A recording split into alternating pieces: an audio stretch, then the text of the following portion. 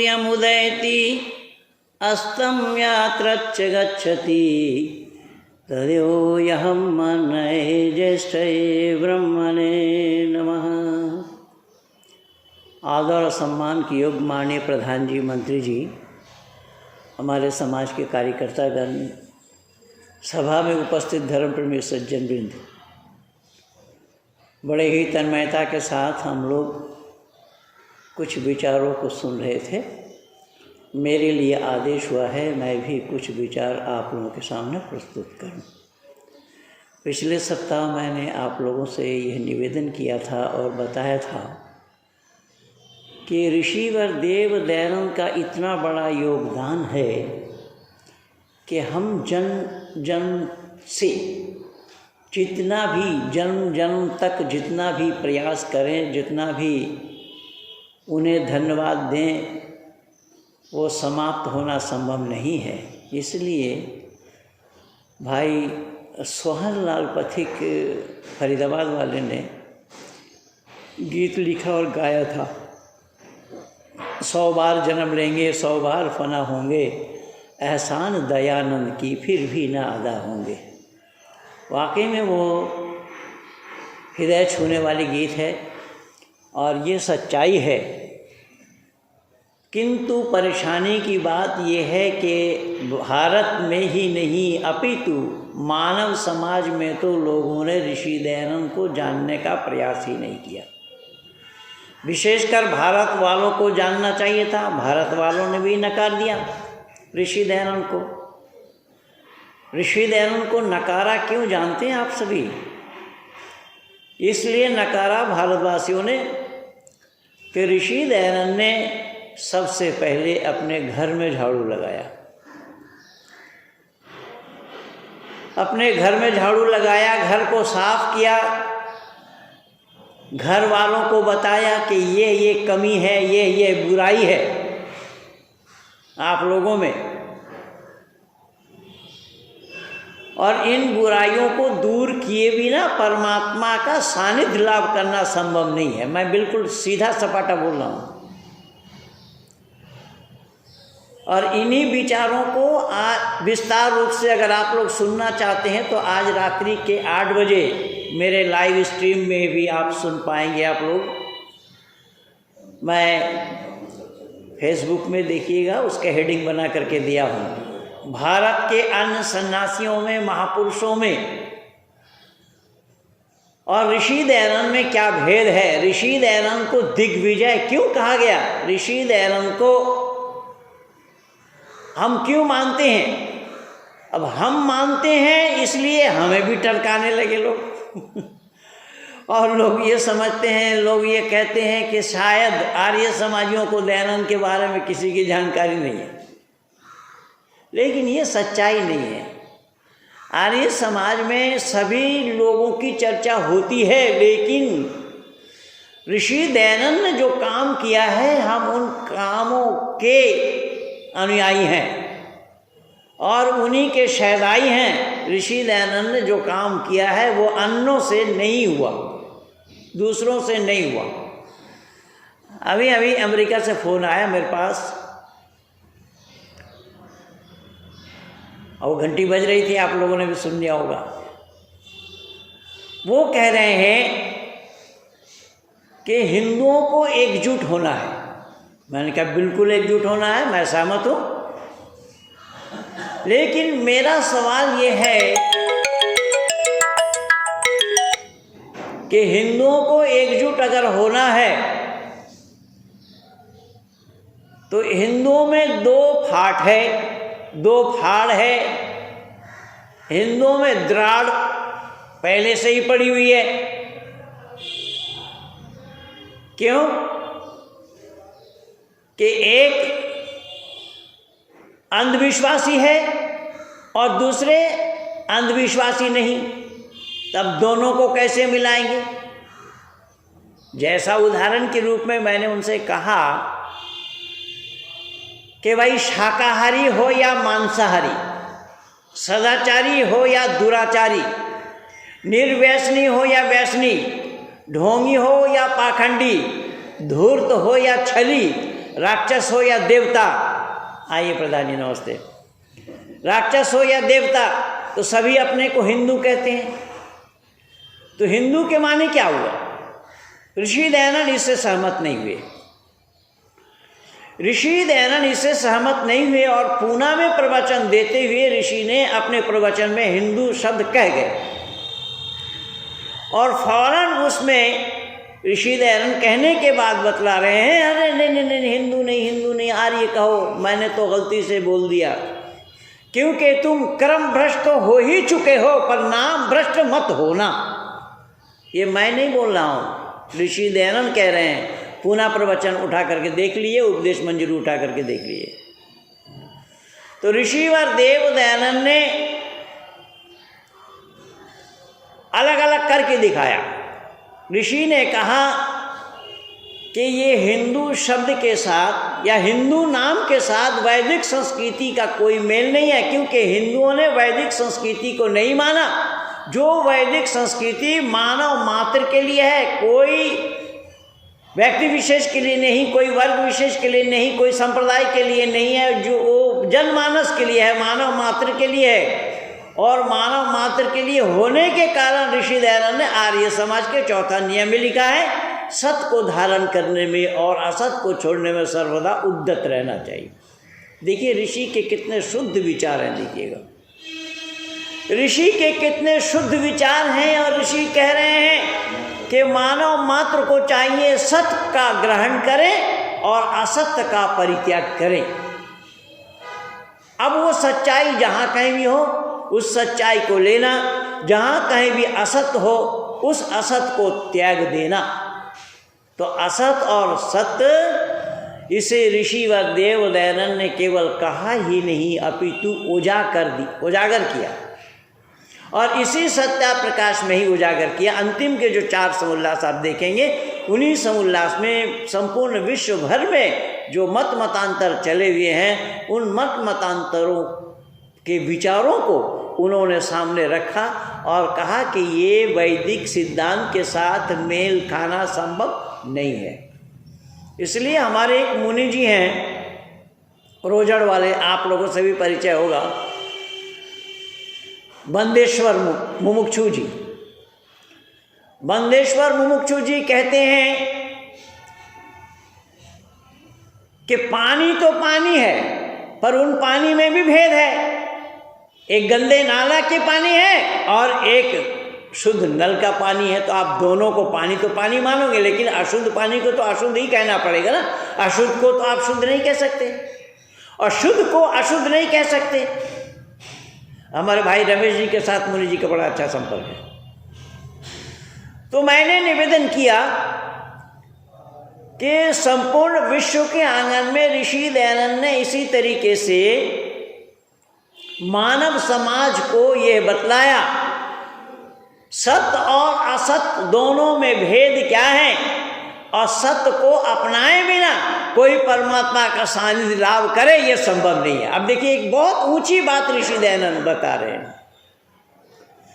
ऋषि दयानंद ये कह रहे हैं कि सत्य को अपनाए बिना और असत्य को छोड़े बिना कोई परमात्मा का सानिध्य लाभ करे यह संभव नहीं है। अर्थात परमात्मा का सानिध्य लाभ करने के लिए असत्य को त्यागना पड़ेगा। अब असत्य को त्यागने के लिए आप लोग देखेंगे यहाँ तो भरमार है, और विशेष करके और प्रांतों में है या नहीं है, लेकिन बंगाल प्रांत में खूब है। यहाँ घर घर देवता और घर घर गुरु, और एक गुरु दूसरे गुरु से सहमत नहीं। कोई गुरु कुछ बतला रहे हैं, कोई गुरु कुछ बतला रहे हैं। अब 2 गुरु अगर सहमत होते तो दोनों की अलग अलग दुकान क्यों खोलनी पड़ती और क्यों चलाते? दोनों के विचारों में भिन्नता होने के कारण ही अलग अलग मत रखा है, अलग अलग विचार दिया है। ऋषि दयानंद कह रहे हैं ऐसा होना संभव ही नहीं है। परमात्मा को पाने के लिए रास्ता एक ही है, नाना पंथ विदते आयनाया। क्या अनेक रास्ता सही नहीं है, सही और सच्चा रास्ता केवल एक है। अब मैं 1-2 प्रमाण दे रहा हूं। रामकृष्ण परमहंस देव कह रहे हैं जो तो मौत तो पौत, अर्थात ये जितने भी मत चले हुए हैं उतना ही रास्ता है। किसी भी मत को अपनाकर मंजिल मकसूद तक पहुंचा जाना संभव है। ऋषि दयानंद कह रहे नहीं है। क्यों? कि जब सब रास्ता सही नहीं होगा, उन सब में से एक रास्ता को चुनना पड़ेगा जो सत्य है। यह शब्द पर ध्यान देना कि रास्ता अनेक हो सकते हैं, लेकिन अनेक रास्ता को सटीक रास्ता कहना ठीक नहीं है। उन अनेक रास्तों में से सटीक रास्ता केवल एक है। उसी एक सटीक रास्ते को अपनाए बिना परमात्मा का सानिध्य लाभ करना संभव नहीं है। अब रामकृष्ण परमहंस देव अगर इस सच्चाई को जानते होते तो उन्हें न नमाज पढ़नी पड़ती, न गोमांस खाना पड़ता, न इस तरीके से पाखंड को जन्म देना पड़ता। और उस पाखंड के शिकार बने विवेकानंद। विवेकानंद जब पहली बार गए उनके पास, बाबा अपनी माँ के देखी अचन न की। अरे माँ के देखी वो किरेशाला माँ संगे कथाओ बोलिया थी। अब देखिए क्या ऋषि दयानंद कह रहे हैं, इसको बिल्कुल ये बिल्कुल पागलपन है। मैं नहीं कह रहा हूँ, ऋषि दयानंद कह रहे हैं ये बिल्कुल पागलपन है। क्यों? कि अगर काली को हम ईश्वर माने तो कोई अतिशयोक्ति नहीं है, क्योंकि ईश्वर को हम माता और पिता दो कहते। त्वम हीना पिता वसु तम माता शतपथ बभूवि था अधाते सुमनमी महे। वेद में परमात्मा को माता पिता बंधु सखा कहा गया है। तो अगर काली को हम माँ कहें तो कोई अतिशयोक्ति नहीं है, कोई गलती नहीं है। काली को माँ कहा जाना संभव है, लेकिन उससे बात करना क्यों और कैसे संभव होगा? काली को माँ कहें वो तो संभव है, लेकिन काली से बात करना संभव क्यों होगा? ये ऋषि कह रहे हैं। ऋषि के विचार देखिएगा। ऋषि बहुत सूक्ष्म विचार उठा करके रख रहे हैं कि काली से बात करना संभव नहीं होगा, क्योंकि बात करने के लिए परमात्मा को शरीरधारी होना पड़ेगा और परमात्मा निराकार है, लाभ मुजस्सिम है। जब परमात्मा अछुक्रम अकायम शब्द आया वेद में कि परमात्मा की कोई काया नहीं है, कोई प्रतिमूर्ति नहीं है, कोई प्रतिच्छवि नहीं है। जब परमात्मा की कोई काया नहीं, कोई प्रतिच्छवि नहीं, कोई प्रतिमूर्ति नहीं, फिर परमात्मा से बात करना क्यों और कैसा संभव होगा? ये मत समझिएगा कि केवल रामकृष्ण ने बोला है, और लोगों ने भी बोला है। इस्लाम की मान्यता को पढ़ करके देखिएगा, कुरान के अनुवाद को उठा करके देखिएगा। वहाँ हजरत मूसा ने अल्लाह से बात किया और अल्लाह ने बुलाया अपने पास।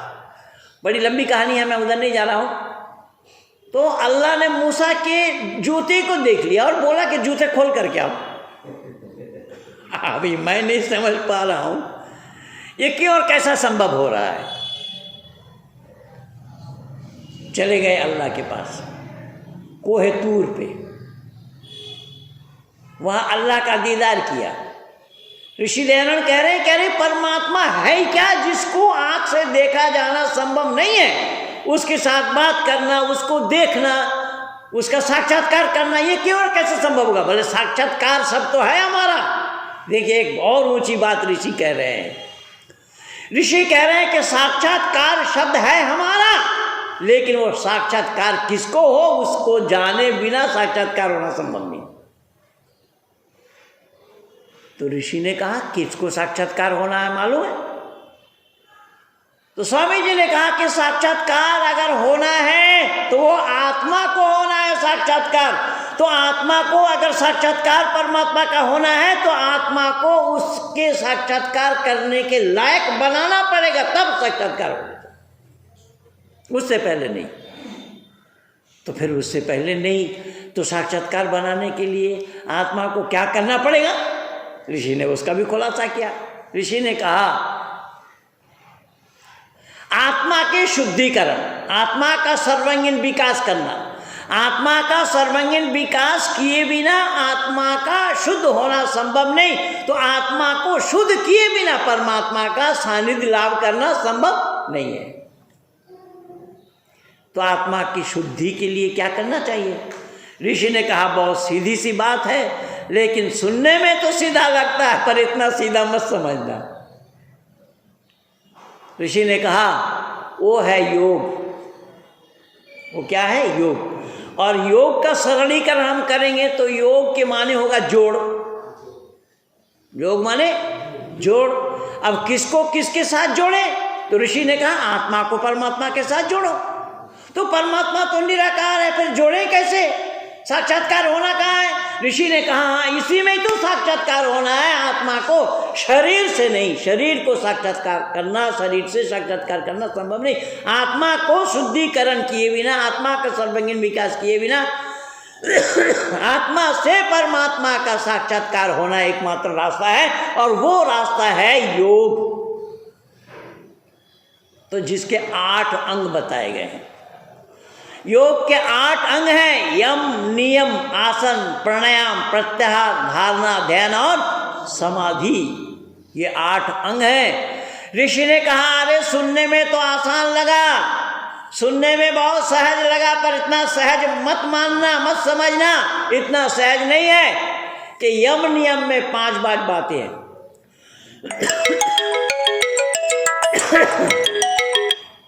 उसी का ही फोन आ रहा है। नहीं, पानी नहीं। ऋषि दयानंद कह रहे हैं कि ये सुनने में आसान लगा कि जोड़ना उसको। बस जोड़ने के लिए तो भैया जोड़ो वो कैसे? बोले जोड़ना है तो योग साधन के बिना जोड़ा जाना संभव नहीं। योग साधना में आओ, तो योग साधना में जाओ तो क्या है? बोले 8 अंग हैं योग के। तो जोड़ने के लिए हमको क्या करना पड़ेगा? पहले गिनती सीखना पड़ेगा। यहाँ एक और बात मैं कह रहा हूँ, जबकि ऋषि की ये विचार नहीं है, ये मैं अपने हिसाब से दे रहा हूँ कि जोड़ने के लिए पहले गिनती सीखना पड़ेगा, नंबर जानना पड़ेगा। भाई जब हम स्कूल में बच्चों को भेजते हैं या हम लोग भी खुद गए, तो तब हमें गणित सीखने के लिए क्या करना पड़ा? पहले गिनती सिखाया गया, उसके बाद जोड़ सिखाई गई। जब गिनती नंबर ना जाने तो जोड़ना संभव होगा क्या? तो ऋषि पतंजलि ने इसी चीज को ही सामने रखा, पहले रखा। क्या रखा? यम और नियम। बोले 5 यम है और 5 नियम है। ये 5 इधर और 5 इधर, यम और नियम में ये 10 है। तो 10 में आप जान जाएंगे ये 10 क्या है, और उस 10 को जोड़ेंगे तो आप जुड़ते चले जाएंगे। यानी गिनती 100 तक गिनती करने के लिए 10 तक अगर आप सीख जाएंगे तो 100 तक गिनती सीखा जाना संभव है। और ये हमारे एक मनीषी हुए हैं जो आप लोगों को भी याद होगा, उनका नाम पंडित ईश्वर चंद्र विद्यासागर। जब पंडित ईश्वर चंद्र विद्यासागर जी मिदनापुर से कलकत्ता में भर्ती होने के लिए आए, तो माइलस्टोन में कुछ नंबर लिखा था। उन्होंने अपने पिताजी से पूछा ये क्या लिखा है, तो पिताजी ने एक नंबर बता दिया कि इसमें इतना लिखा है कि इतना किलोमीटर और बाकी है। तो एक ही नंबर बताया उनको, और एक नंबर बताने से वो पूरा गणित सीखे। और गणित हिसाब किताब करने वालों में से थे सरकारी मुलाजिम।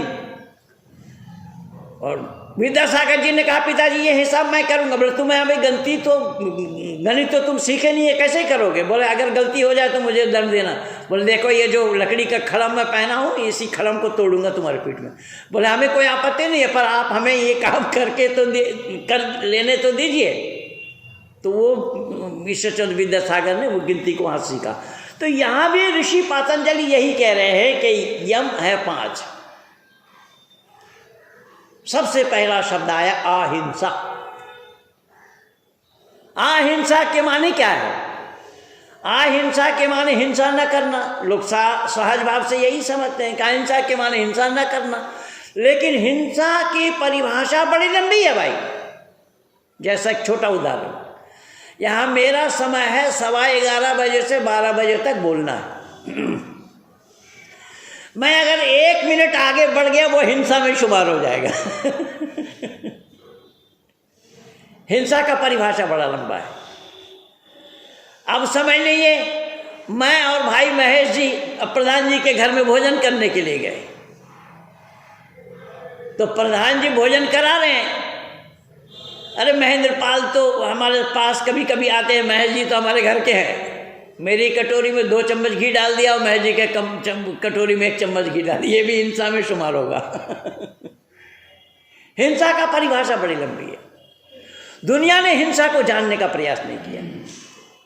ऋषि पातंजलि इन्हीं चीज़ों को सामने रख रहे हैं कि सबसे पहला सोपान है, सबसे पहली सीढ़ी है, सबसे पहला कदम है, सबसे पहला स्टेप है, सबसे पहला चलने के लिए तुम्हें पाँव जब उठाओगे तो पैर उठाने से सबसे पहला कदम तुम्हारा आएगा अहिंसा, हिंसा ना करना।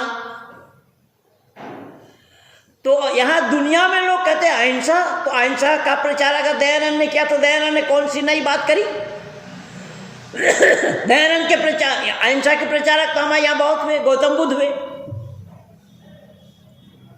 मोहनदास करमचंद गांधी हुए। लेकिन आइए मैं आज दोनों को बता देता हूँ आप लोगों को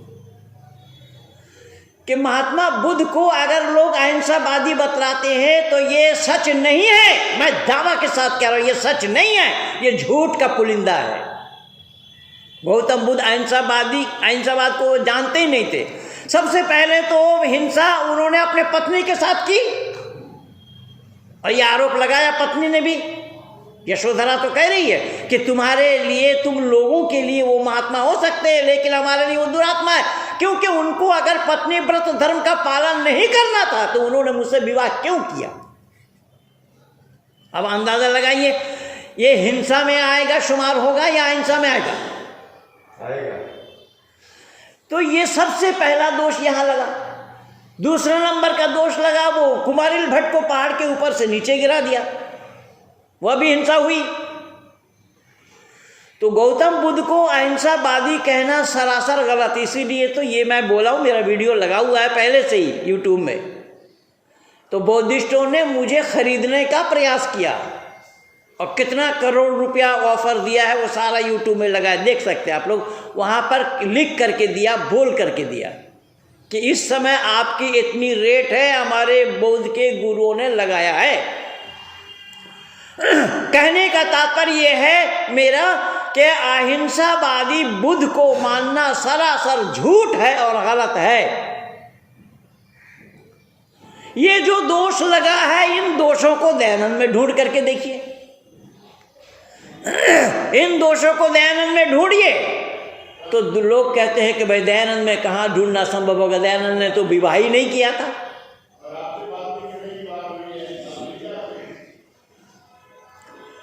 दयानंद ने विवाह नहीं किया था, ये दोष उनमें नहीं लगा और विवाह ना करने का कारण नहीं लगा।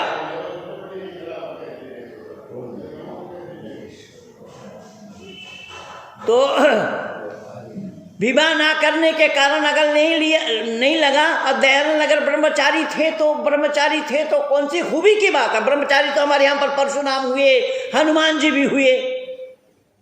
लेकिन थोड़ा विचार करिएगा, दयानंद के साथ मिला करके देखिएगा क्या विचार दयानंद के हैं, कैसे चरित्र दयानंद के हैं और इन महापुरुषों का चरित्र क्या है और कैसे है। अगर विवाह नहीं किया ऋषि दयानंद ने, यह आरोप नहीं लगा जैसा कि यशोधरा ने लगाई। तो अगर ब्रह्मचारी थे ऋषि दयानंद, भीष्म पितामह भी ब्रह्मचारी रहे।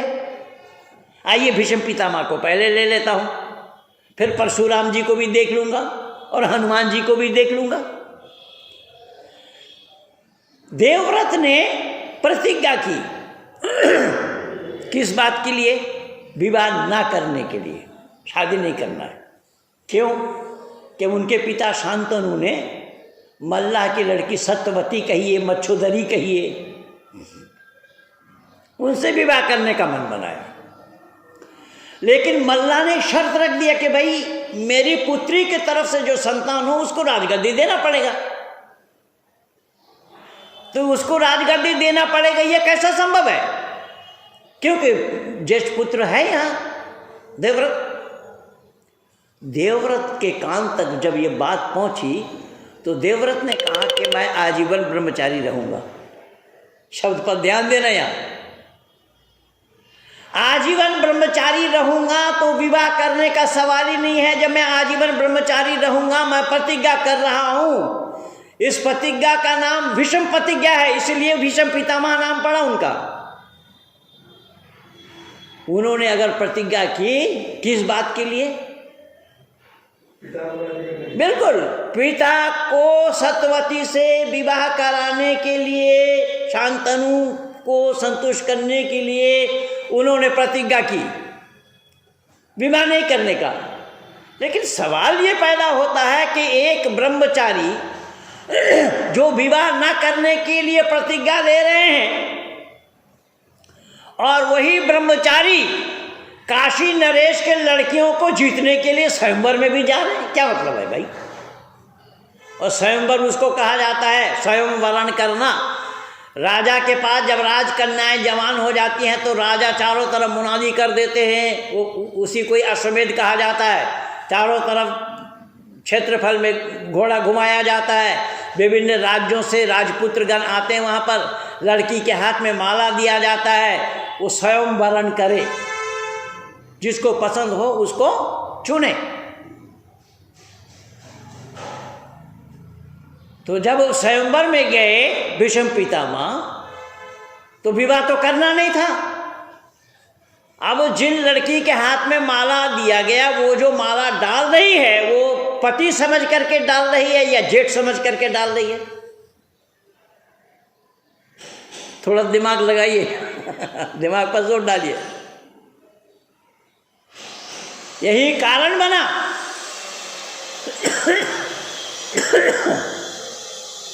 भीष्म पितामह से जब योगेश्वर कृष्ण ने पूछा था ना कि आप हथियार कब नहीं उठाएंगे, तब क्या बोला था?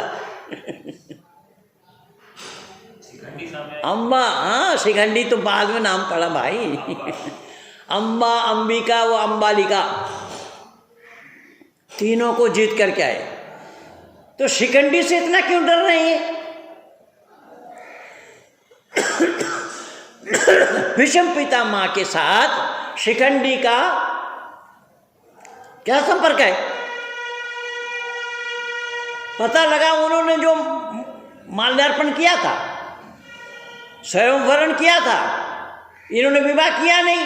अगले जन्म में वो शिखंडी बन करके आया। शिखंडी हम उसको कहते हैं, जो लोग दिल्ली आना जाना करते हैं उन लोगों को खूब ज़्यादा पता है, हर चौराहे में मिल जाएंगे, हर रेड लाइट पे। हमारी तरफ कम है भाई, हमारी तरफ है तो वो रेल में सफ़र करने वालों में से हैं। खैर, तो मैंने निवेदन किया, भीष्म पितामह कह रहे हैं कि वो सामने आ जाएगी तो मैं हथियार नहीं उठाऊंगा। अब ये बात समझ में नहीं आ रही है कि आखिर वो है क्या? कोई पहलवान नहीं, कुछ नहीं, शिखंडी क्या है जिससे भीष्म पितामह डर रहे हैं? तो कहने का तात्पर्य मेरा ये है कि अगले जन्म में उसकी शादी भीष्म पितामह से न हो पाने के कारण उसकी मौत हो गई। फिर वो जन्म में आए तो वो शिखंडी बनी, अर्थात ना पुरुषों में शामिल ना स्त्रियों में शामिल, दोनों के बीच में, उसको शिखंडी कहते हैं। तो खैर, तो ये आरोप लगा, और इन आरोपों से ऋषि दयानंद को दूर है। ऋषि दयानंद ने ऐसे घटिया काम किया ही नहीं।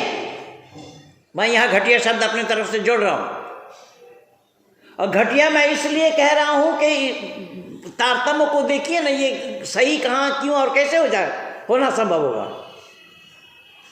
अब रही बात परशुराम की या हनुमान की, तो परशुराम ने अगर ब्रह्मचर्य का पालन किया तो क्षत्रिय जाति का नाश करने के लिए ब्रह्मचर्य का पालन किया, क्षत्रिय वंश को नाश करने के लिए ब्रह्मचर्य का पालन किया। हनुमान ने अगर ब्रह्मचारी का पालन किया तो अपने आराध्य देव राम को रिझाने के लिए ब्रह्मचारी का पालन किया।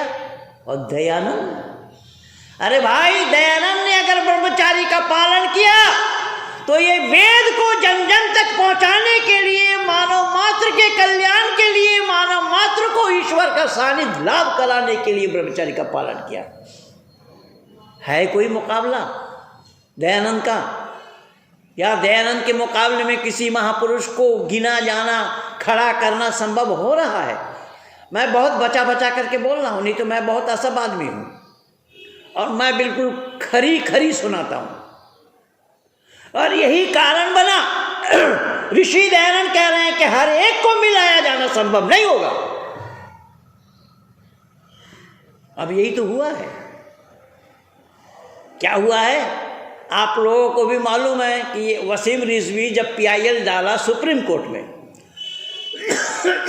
कुरान के 26 आयतों पर प्रतिबंध लगाने के लिए,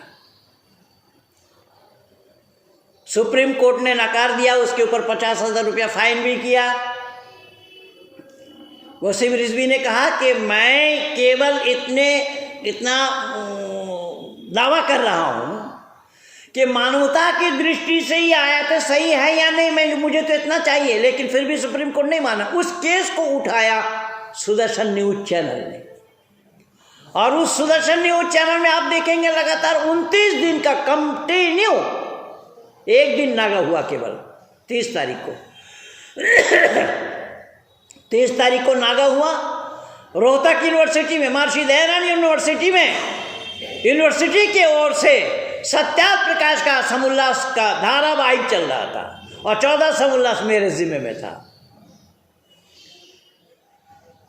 उसमें एक दिन केवल नागा हुआ और 14 समुल्लास को सुनने के लिए 18 देशों से लोग जुड़े हुए थे उस कार्यक्रम में। सब लोगों ने भूरी भूरी प्रशंसा की। खैर, एक दिन नागा हुआ तो उसमें आपने देखा होगा सुदर्शन न्यूज चैनल में ही सुदर्शन यानी सुरेश चौहान के ने मौलानाओं का नाम ले ले करके बुलाते रहे। वहाँ सामने आने के लिए कोई तैयार नहीं हुए। वो वसीम रिजवी को हिंदू बनाया। कौन? यति नरसिम्हानंद। यति नरसिम्हानंद ने हिंदू बनाया, जबकि वसीम रिजवी को मैंने पूछा जब वो बना नहीं था कि सत्य सनातन वैदिक धर्म को स्वीकार करो, ऋषि दयानंद के अनुयायी आप बन जाओ। मैं भी आया हूँ, आप भी आ सकते हो, स्वागत है आपका। उन्होंने बोला मैं अभी मन नहीं बनाया। और जिस दिन नरसिम्हानंद ने उसको हिंदू धर्मी बनाया, हिंदू धर्म में दीक्षा दिया, उस दिन दूध मिला पानी शिव में चढ़ाने के लिए गया और दिखाया जा रहा था चैनल में, नीचे नंबर आ रहा था चैनल का। मैं उस चैनल में मिलाया, फोन उठाया, मैंने कहा भाई आप कौन बोल रहे हो? मैं तो चैनल वाला बोल रहा हूँ। भाई आप जो चैनल में दिखा रहे हैं आप वो दूध मिला पानी है, पानी मिला दूध चढ़ा रहे हैं। वो बोला मैं तो नहीं जानता हूँ। काट दिया। ऋषि दयानंद इन्हीं बातों को ही कह रहे हैं, सामने रख रहे हैं कि भाई आप लोग एकता तो चाहते हो, मैं भी चाहता हूँ एकता, लेकिन सच्चाई को अपनाए बिना एकता होना संभव नहीं है। एकता करने के लिए आपको सत्य को अपनाना पड़ेगा। सत्य को अपनाए बिना आप कभी भी एकता में शामिल नहीं हो पाएंगे। इसलिए मैंने निवेदन किया, जो सबसे पहला शब्द आया अहिंसा, अहिंसा के बाद ही आया है फौरन सत्य। ऋषि दयानंद कह रहे हैं अहिंसा तो आपका प्रथम स्टेज हो गया, दूसरा स्टेज आपका है सत्य। उस नहीं बाबूजी, वो दूसरी बात है। वो ठंडा पानी पीऊंगा तो खांसी बढ़ेगी। नहीं मैं लूँगा नहीं। तो मैंने निवेदन किया, ऋषि दयानंद कह रहे हैं कि पहला सोपान तो आपका हो गया अहिंसा, और अहिंसा को पाएंगे कहाँ से? ऋषि कह रहे हैं सत्य से। अहिंसा का पाया जाना कहाँ संभव है? सत्य से। अगर आपने सत्य को नहीं माना, सत्य को नहीं अपनाया, सत्य को आचरण में नहीं लाया, तो यह संभव नहीं होगा।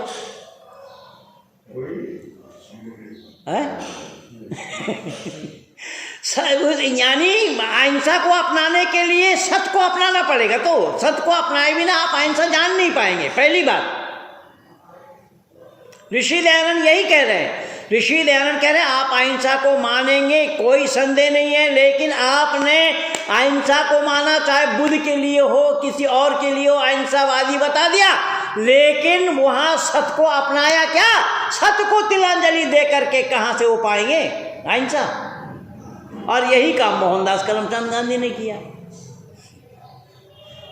मोहनदास करमचंद गांधी को आप लोग अहिंसावादी बताते हैं, और आप लोग के माने आपने ऊपर मत लीजिएगा, आपको अरे दुनिया वाले कह रहे हैं मोहनदास करमचंद गांधी अहिंसावादी थे, और मैं यहाँ प्रमाण दे करके उठूंगा कि मोहनदास करमचंद गांधी अहिंसा को जानते ही नहीं थे। अब आप कहेंगे कैसा?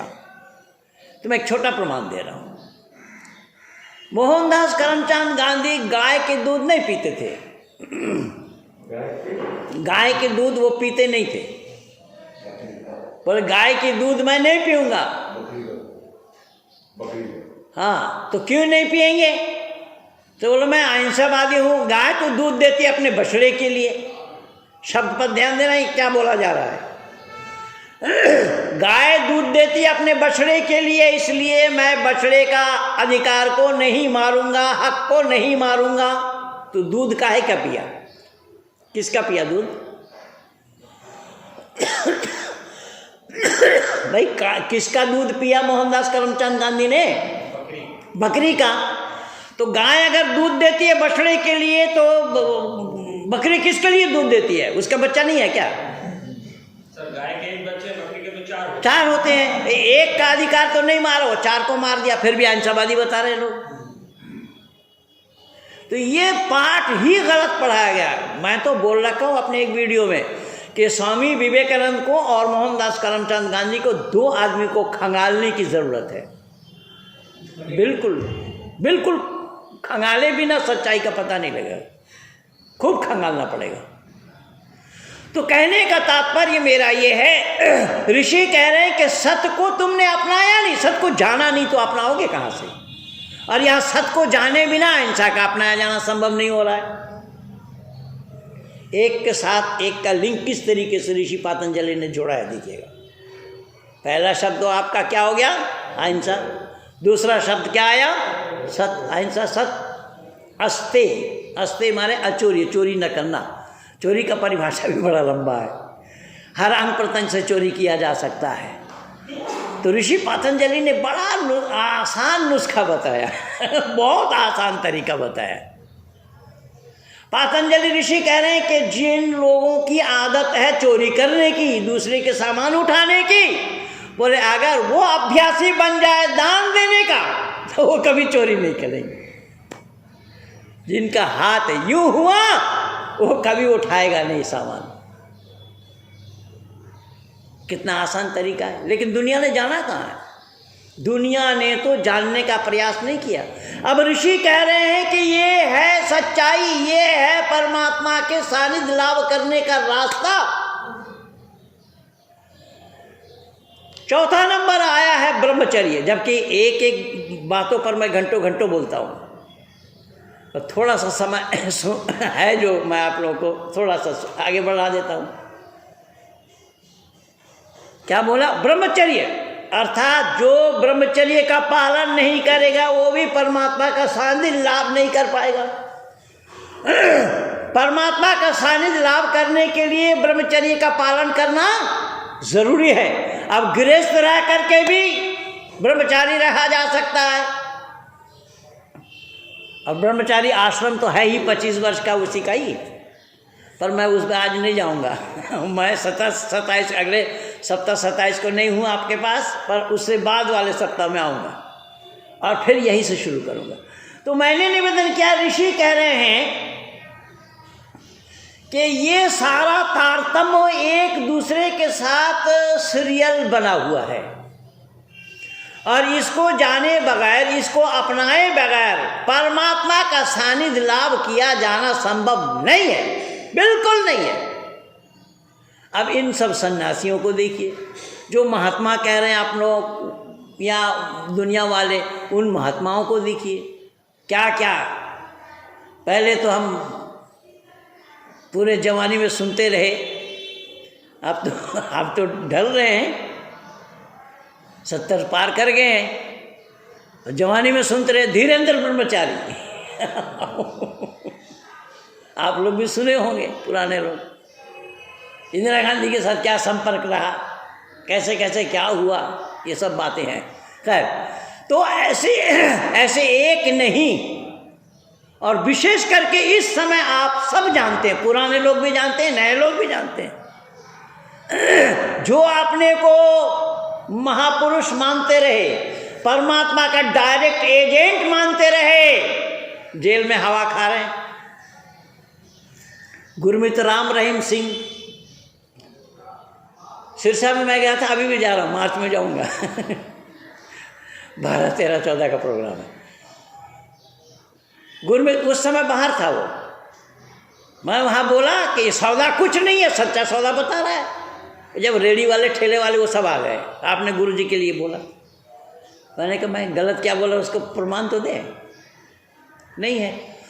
अब राम रहीम, उसका नाम गुरमीत सिंह है, लेकिन वो राम रहीम गुरमीत सिंह बोलता। और हनी ने ऐसे हनी लगाया क्या वो छूटना भी मुश्किल हो गया। ये सब आप लोगों के सामने है।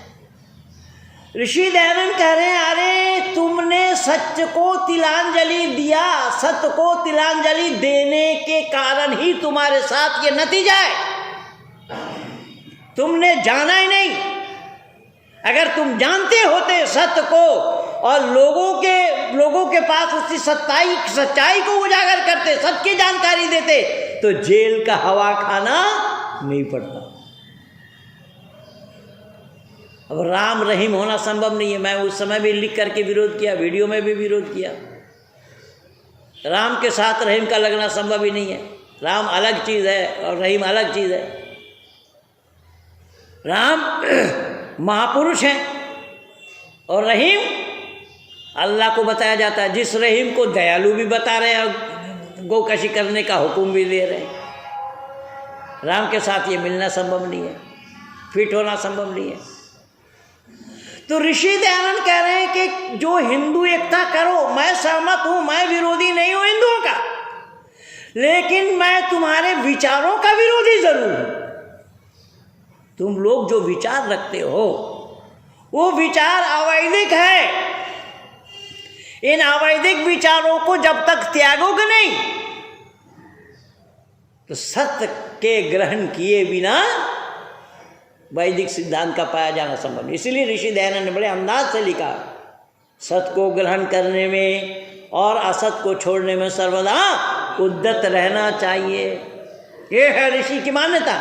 चौथा नियम में देखिए, केवल इतना ही नहीं, आप देखिए वहाँ केवल गुरमीत राम रहीम नहीं, आशाराम बापू। अब बापू वो किसका था पता नहीं, बेटा भी जेल में, वो भी जेल में, उसका बेटा